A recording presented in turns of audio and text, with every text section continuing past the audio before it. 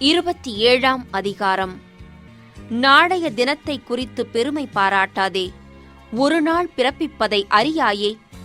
உன் வாயல்ல, புறத்தியானே உன்னை புகழட்டும். உன் உதடு அல்ல, அந்நியனே உன்னை புகழட்டும்.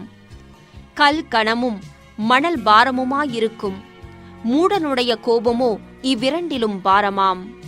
உக்கிரம் கொடுமையுள்ளது, கோபம் நிஷ்டூரமுள்ளது.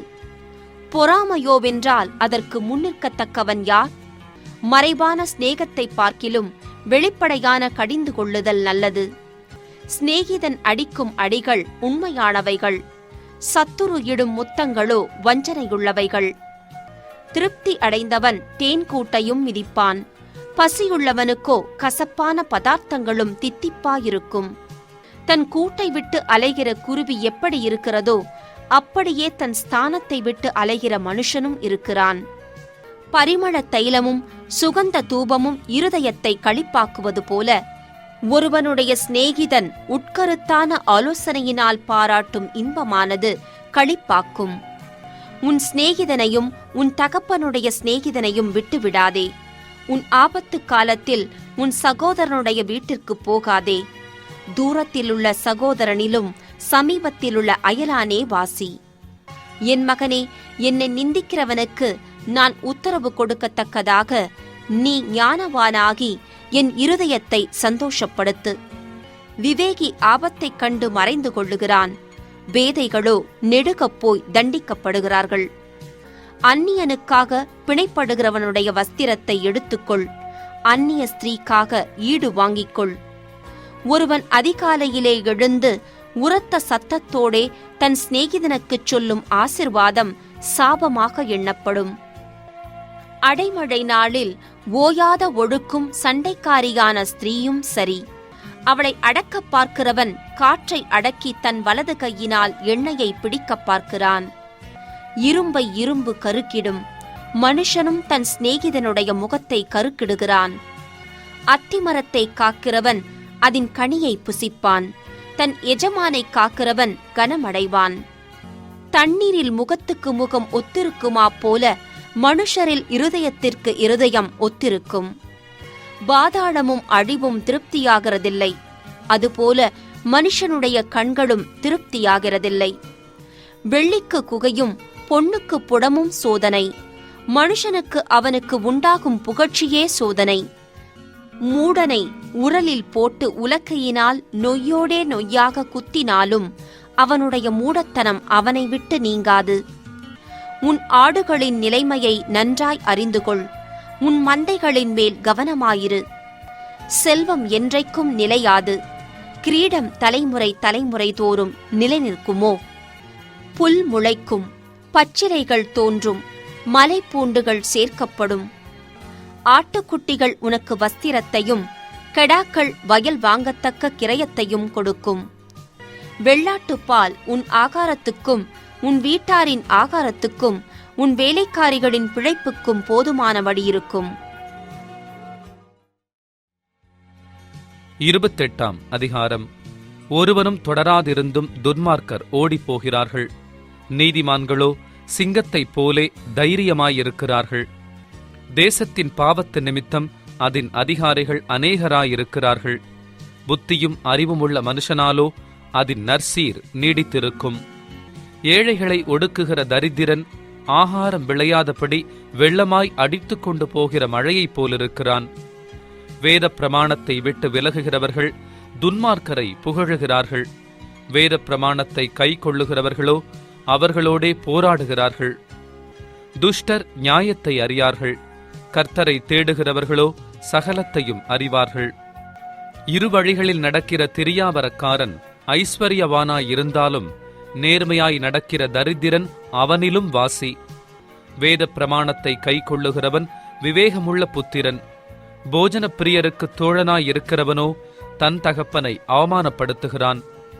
அநியாய வட்டியினாலும் ஆதாயத்தினாலும் தன் ஆஸ்தியை பெருக பண்ணுகிறவன் தரித்திரர் பேரில் இறங்குகிறவனுக்காக அதை சேகரிக்கிறான். வேதத்தை கேளாதபடி தன் செவியை விலக்குகிறவனுடைய ஜெபமும் அருவருப்பானது. உத்தமர்களை மோசப்படுத்தி பொல்லாத வழியிலே நடத்துகிறவன் தான் வெட்டின குழியில் தானே விழுவான். உத்தமர்களோ நன்மையை சுதந்தரிப்பார்கள். ஐஸ்வர்யவான் தன் பார்வைக்கு ஞானவான். புத்தியுள்ள தரித்திரனோ அவனை பரிசோதிக்கிறான். நீதிமான்கள் களி கூறும் போது மகா கொண்டாட்டம் உண்டாகும். துன்மார்க்கர் எழும்பும் போதோ மனுஷர் மறைந்து கொள்ளுகிறார்கள். தன் பாவங்களை மறைக்கிறவன் வாழ்வடைய மாட்டான். அவைகளை அறிக்கை செய்து விட்டு விடுகிறவனோ இரக்கம் பெறுவான். எப்பொழுதும் பயந்திருக்கிறவன் பாக்கியவான். தன் இருதயத்தை கடினப்படுத்துகிறவனோ தீங்கில் வீழுவான். ஏழை ஜனங்களை ஆளும் துஷ்ட அதிகாரி கர்ஜிக்கும் சிங்கத்துக்கும் அலைந்து திரிகிற கரடிக்கும் ஒப்பாயிருக்கிறான். பிரபு புத்தியீனனாயிருந்தால் அவன் செய்யும் இடுக்கண் மிகுதி. பொருளாசையை வெறுக்கிறவன் தீர்க்காயுசை பெறுவான். இரத்தப் பழிக்காக ஒடுக்கப்பட்டவன் குழியில் ஒளிக்க ஓடி வந்தால் அவனை ஆதரிக்க வேண்டாம். உத்தமனாய் நடக்கிறவன் ரட்சிக்கப்படுவான். மாறுபாடான இருவழியில் நடக்கிறவனோ அவற்றில் ஒன்றிலே விழுவான். தன் நிலத்தை பயிரிடுகிறவன் ஆகாரத்தால் திருப்தியாவான். வீணரை பின்பற்றுகிறவனோ வறுமையால் நிறைந்திருப்பான். உண்மையுள்ள மனுஷன் பரிபூரண ஆசீர்வாதங்களை பெறுவான். ஐஸ்வர்யவானாகிறதற்கு தீ விரிக்கிறவனோ ஆக்கினைக்குத் தப்பான். முகதாட்சிணியம் நல்லதல்ல. முகதாட்சிணியம் உள்ளவன் ஒரு துண்டு அப்பத்துக்காக அநியாயம் செய்வான். வன்கண்ணன் செல்வனாகிறதற்கு பதறுகிறான். வறுமை தனக்கு வருமென்று அறியாதிருக்கிறான். தன் நாவினால் முகஸ்துதி பேசுகிறவனை பார்க்கிலும் கடிந்து கொள்ளுகிறவன் முடிவில் அங்கீகாரம் பெறுவான். தன் தகப்பனையும் தன் தாயையும் கொள்ளையிட்டு அது துரோகமல்ல என்பவன் பால் கடிக்கிற மனுஷனுக்கு தோழன். பெருநெஞ்சன் வழக்கை கொழுவுகிறான். கர்த்தரை நம்புகிறவனோ செழிப்பான். தன் இருதயத்தை நம்புகிறவன் மூடன். ஞானமாய் நடக்கிறவனோ ரட்சிக்கப்படுவான். தரித்திரருக்கு கொடுப்பவன் தாழ்ச்சியடையான். தன் கண்களை ஏழைகளுக்கு விலக்குகிறவனுக்கோ அநேக சாபங்கள் வரும். துன்மார்க்கர் எழும்பும் போது மனுஷர் மறைந்து கொள்ளுகிறார்கள். அவர்கள் அழியும் போதோ நீதிமான்கள் பெருகுகிறார்கள். 29ஆம் அதிகாரம். அடிக்கடி கடிந்து கொள்ளப்பட்டும் தன் பிடரியை கடினப்படுத்துகிறவன் சகாயமின்றிச் சடுதியில் நாசமடைவான். நீதிமான்கள் பெருகினால் ஜனங்கள் மகிழுவார்கள். துன்மார்க்கர் ஆளும்போதோ ஜனங்கள் தவிப்பார்கள். ஞானத்தில் பிரியப்படுகிறவன் தன் தகப்பனை மகிழப் பண்ணுகிறான். வேசிகளோடே தொந்திப்பானவனோ ஆஸ்தியை அழிக்கிறான். நியாயத்தினால் ராஜா தேசத்தை நிலைநிறுத்துகிறான். பரிதான பிரியனோ அதை கவிழ்க்கிறான். பிறனை முகஸ்துதி செய்கிறவன் அவன் கால்களுக்கு வலையை விரிக்கிறான். துஷ்டனுடைய துரோகத்திலே கண்ணி இருக்கிறது. நீதிமானோ பாடி மகிழுகிறான். நீதிமான் ஏழைகளின் நியாயத்தை கவனித்தருகிறான். துன்மார்க்கனோ அதை அறிய விரும்பான். பரியாசக்காரர் பட்டணத்தில் தீ கொளுத்தி விடுகிறார்கள். ஞானிகளோ குரோதத்தை விலக்குகிறார்கள். ஞானி மூடனுடன் வழக்காடுகையில் சினந்தாலும் சிரித்தாலும் அமைதியில்லை. இரத்தப்பிரியர் உத்தமனை பகைக்கிறார்கள். செம்மையானவர்களோ அவனுடைய பிராணனை காப்பாற்றுகிறார்கள்.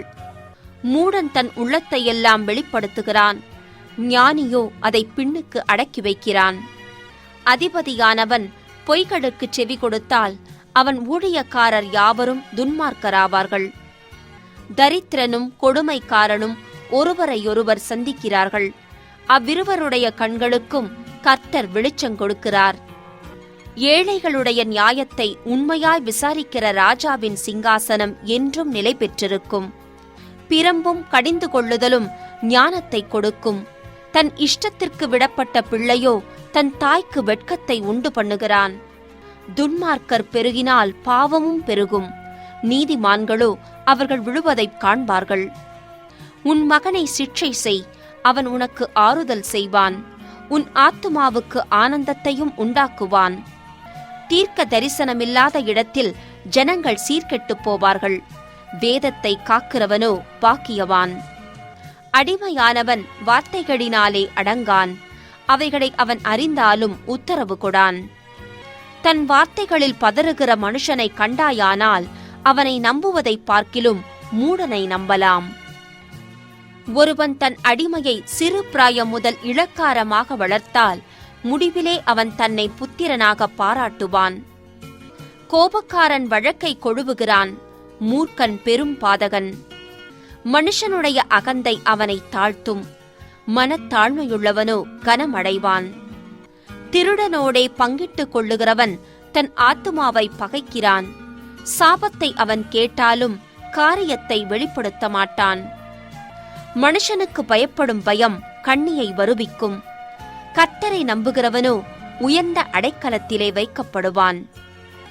ஆளுகை செய்கிறவனுடைய முக தரிசனத்தை தேடுகிறவர்கள் அநேகர், ஆனாலும் அவனவனுடைய நியாயம் கர்த்தராலே தீரும். நீதிமானுக்கு அநியாயக்காரன் அருவருப்பானவன், சன்மார்க்கனும் துன்மார்க்கனுக்கு அருவருப்பானவன். 30 அதிகாரம். யாக்கேயின் குமாரனாகிய ஆகூர் எனும் புருஷன் ஈத்தியேலுக்கு வசனித்து ஈத்தியேலுக்கும் ஊகாலுக்கும் உரைத்த உபதேச வாக்கியங்களாவன. மனுஷர் எல்லாரிலும் நான் மூடன், மனுஷருக்கேற்ற புத்தி எனக்கு இல்லை. நான் ஞானத்தை கற்கவும் இல்லை, பரிசுத்தரின் அறிவை அறிந்து கொள்ளவும் இல்லை. வானத்துக்கு ஏறி இறங்கினவர் யார்? காற்றை தமது கைப்பிடிகளில் அடக்கினவர் யார்? தண்ணீர்களை வஸ்திரத்திலே கட்டினவர் யார்? பூமியின் எல்லைகளையெல்லாம் ஸ்தாபித்தவர் யார்? அவருடைய நாமம் என்ன? அவர் குமாரனுடைய நாமம் என்ன? அதை அறிவாயோ? தேவனுடைய வசனமெல்லாம் புடமிடப்பட்டவைகள். தம்மை அண்டிக் கொள்ளுகிறவர்களுக்கு அவர் கேடகமானவர். அவருடைய வசனங்களோடு ஒன்றையும் கூட்டாதே. கூட்டினால் அவர் உன்னை கடிந்து கொள்வார். நீ பொய்யனாவாய். 2 மனு உம்மிடத்தில் கேட்கிறேன். நான் மரிக்கும் பரியந்தமும் அவைகளை எனக்கு மறுக்காமல் தாரும். மாயையையும் பொய் வசனிப்பையும் எனக்கு தூரப்படுத்தும். தரித்திரத்தையும் ஐஸ்வரியத்தையும் எனக்கு கொடாதிருப்பீராக. நான் பரிபூரணம் அடைகிறதினால் மறுதலித்து கர்த்தர் யார் என்று சொல்லாத படிக்கும், தரித்திரப்படுகிறதினால் திருடி என் தேவனுடைய நாமத்தை வீணிலே வழங்காத படிக்கும் என் படியை எனக்கு அளந்து என்னை போஷித்தருளும். எஜமானிடத்தில் அவனுடைய வேலைக்காரன் மேல் குற்றம் சுமத்தாதே. அவன் உன்னை சபிப்பான், நீ குற்றவாளியாக காணப்படுவாய். தங்கள் தகப்பனை சபித்தும் தங்கள் தாயை ஆசீர்வதியாமலும் இருக்கிற சந்ததி யாரும் உண்டு.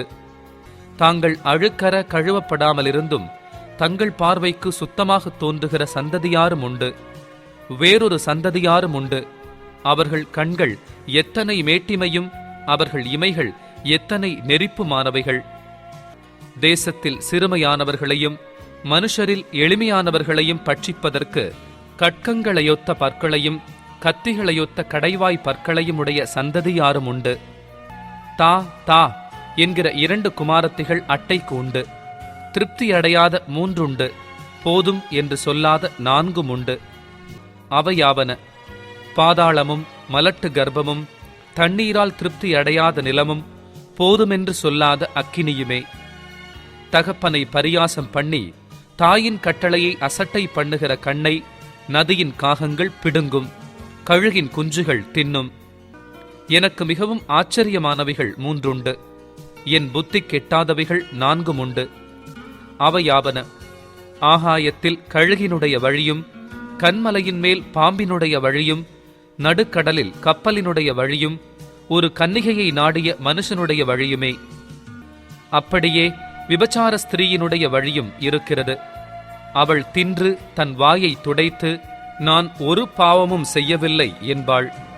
3 நிமித்தம் பூமி சஞ்சலப்படுகிறது, 4ஐயும் அது தாங்க மாட்டாது. அரசாளுகிற அடிமையின் நிமித்தமும் போஜனத்தால் திருப்தியான மூடனி நிமித்தமும் பகைக்கப்படத்தக்கவளாயிருந்தும் புருஷனுக்கு வாழ்க்கைப்பட்ட ஸ்திரீயின் நிமித்தமும் தன் நாச்சியாருக்கு பதிலாக இல்லாளாகும் அடிமை பெண்ணி நிமித்தமுமே. பூமியில் சிறியவைகளாயிருந்தும் மகா ஞானமுள்ளவைகள் 4 உண்டு. அவையாவன: அற்பமான ஜெந்துவாயிருந்தும் கோடை காலத்திலே தங்கள் ஆகாரத்தை சம்பாதிக்கிற எறும்பும், சத்துவமற்ற ஜெந்துவாயிருந்தும் தங்கள் வீட்டை கன்மலையிலே தோண்டி வைக்கும் குழி முசல்களும், ராஜா இல்லாதிருந்தும் பவுஞ்சு பவுஞ்சாய் புறப்படுகிற வெட்டுக்கிளிகளும், தன் கைகளினால் வலையை பின்னி அரசர் அரமனைகளிலிருக்கிற சிலந்தி பூச்சியுமே. வினோதமாய் அடி வைத்து நடக்கிறவைகள் 3 உண்டு. வினோத நடையுள்ளவைகள் 4 உண்டு. அவையாவன: மிருகங்களில் சௌரியமானதும் ஒன்றுக்கும் பின்னிடையாததுமாகிய சிங்கமும், போர்க்குதிரையும், வெள்ளாட்டுக்கடாவும், ஒருவரும் எதிர்க்கக்கூடாத ராஜாவுமே. நீ மேட்டிமையானதினால் பைத்தியமாய் நடந்து துர்ச்சிந்தனையுள்ளவனாயிருந்தாயானால் கையினால் வாயை மூடு. பாலை கடைதல் வெண்ணையை பிறப்பிக்கும், மூக்கை பிசைதல் இரத்தத்தை பிறப்பிக்கும். அப்படியே கோபத்தை கிண்டிவிடுதல் சண்டையை பிறப்பிக்கும். 31ஆம் அதிகாரம். ராஜாவாகிய லேமுவேலுக்கடுத்த வசனங்கள்.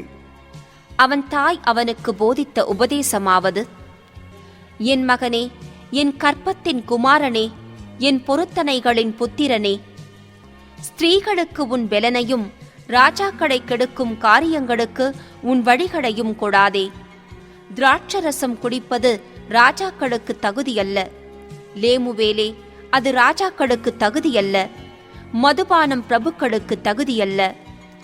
மதுபானம் பண்ணினால் அவர்கள் நியாயப்பிரமாணத்தை மறந்து சிறுமைப்படுகிறவர்களுடைய நியாயத்தையும் புரட்டுவார்கள். மடிந்து போகிறவனுக்கு மதுபானத்தையும் மனங்கசந்தவர்களுக்கு திராட்சரசத்தையும் கொடுங்கள். அவன் குடித்து தன் குறைவை மறந்து தன் வருத்தத்தை அப்புறம் நினையாதிருக்கட்டும்.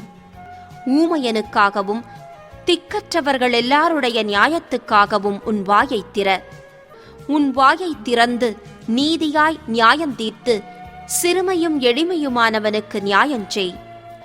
குணசாலியான ஸ்திரீயை கண்டுபிடிப்பவன் யார்? அவளுடைய விலை முத்துக்களை பார்க்கிலும் உயர்ந்தது. அவள் புருஷனுடைய இருதயம் அவளை நம்பும். அவன் சம்பத்து குறையாது. அவள் உயிரோடு இருக்கிற நாளெல்லாம் அவனுக்கு தீமையை அல்ல, நன்மையையே செய்கிறாள்.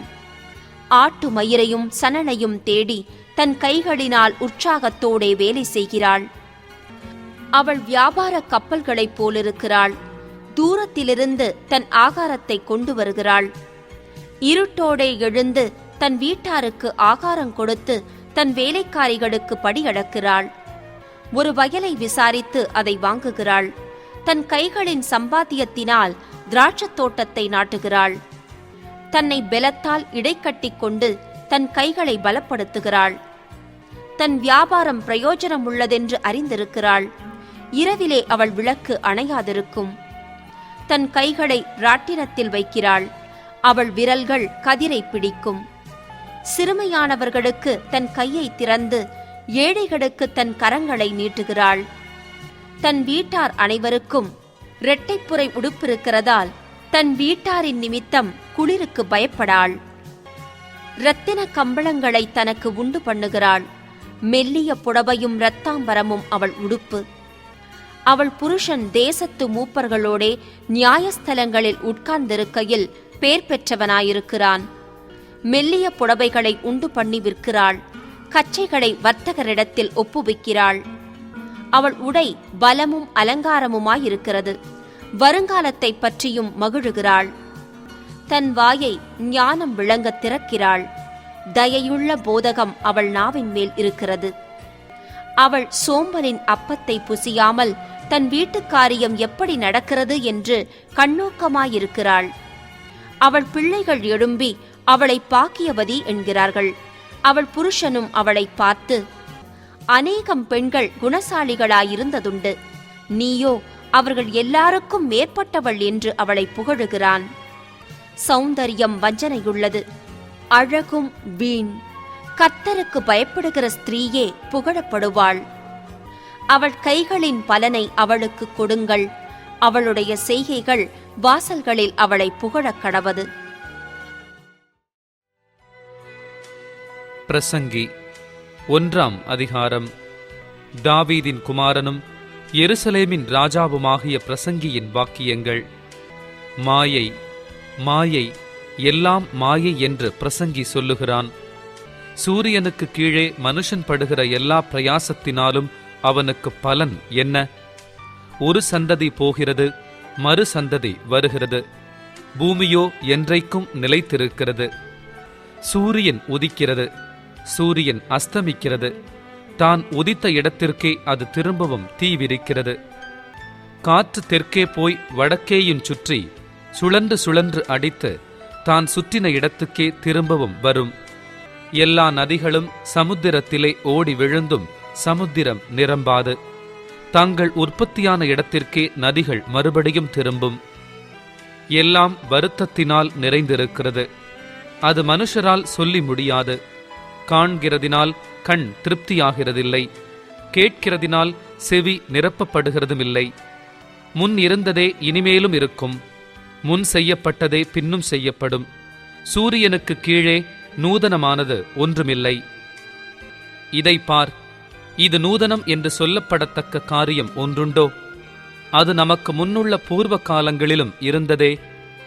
முன் இருந்தவைகளைப் பற்றி ஞாபகம் இல்லை, அப்படியே பின்வரும் காரியங்களைப் பற்றியும் இனிமேல் இருப்பவர்களுக்கு ஞாபகம் இராது. பிரசங்கியாகிய நான் எருசலேமில் இஸ்ரவேலருக்கு ராஜாவாயிருந்தேன். வானத்தின் கீழ் நடப்பதையெல்லாம் ஞானமாய் விசாரித்து ஆராய்ச்சி செய்கிறதற்கு என் மனதை பிரயோகம் பண்ணினேன். மனுபுத்திரர் இந்த கடும் தொல்லையில் அடிபடும் படிக்கு தேவன் அதை அவர்களுக்கு நியமித்திருக்கிறார். சூரியனுக்கு கீழே செய்யப்படுகிற காரியங்களையெல்லாம் கவனித்து பார்த்தேன். இதோ எல்லாம் மாயையும் மனதுக்கு சஞ்சலமுமாயிருக்கிறது. கோணலானதை நேராக்கக்கூடாது, குறைவானதை எண்ணி முடியாது. இதோ நான் பெரியவனாயிருந்து எனக்கு முன் எருசலேமிலிருந்த எல்லாரை பார்க்கிலும் ஞானமடைந்து தேறினேன். என் மனம் மிகுந்த ஞானத்தையும் அறிவையும் கண்டறிந்தது என்று நான் என் உள்ளத்திலே சொல்லிக் கொண்டேன். ஞானத்தை அறிகிறதற்கும் பைத்தியத்தையும் மதியீனத்தையும் அறிகிறதற்கும் நான் என் மனதை பிரயோகம் பண்ணினேன். இதுவும் மனதுக்கு சஞ்சலமாயிருக்கிறதென்று கண்டேன். அதிக ஞானத்திலே அதிக சலிப்புண்டு. அறிவு பெருத்தவன் நோவு பெருத்தவன்.